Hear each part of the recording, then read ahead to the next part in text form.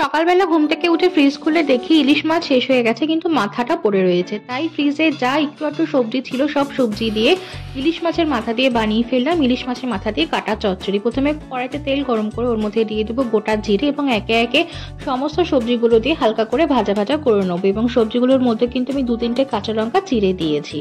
এরপর দিয়ে দেবো পরিমাণ মতো নুন এবং সামান্য অল্প একটুখানি হলুদ। নুন হলুদ দিয়ে সবজিটা ভালো করে ভাজা ভাজা হয়ে এলে ওর মধ্যে দিয়ে দেবো অল্প সামান্য একটুখানি জিরে গুঁড়ো। মশলা কিছুই দিইনি, শুধুমাত্র জিরে গুঁড়োটাই দিয়েছি। তারপর ভালো করে সবজিটা মশলার সঙ্গে মাখানো হয়ে গেলে কিংবা কষানো হয়ে গেলে ওর মধ্যে দিয়ে দেবো পরিমাণ মতন জল। এরপর ইলিশ মাছের ভেজে রাখা মাথাগুলো দিয়ে দেবো, দিয়ে ভালো করে একটুখানি সবজির সঙ্গে মিশিয়ে নেবো। মাথাগুলো আমি একটুখানি খুন্তির সাহায্যে কিন্তু হালকা করে ভেঙে ভেঙে নিয়েছি। নামানোর আগে একটুখানি চিনি দিয়ে দিয়েছি।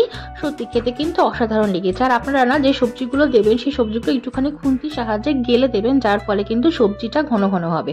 ভিডিওটি ভালো লেগে থাকলে লাইক, শেয়ার এন্ড সাবস্ক্রাইব।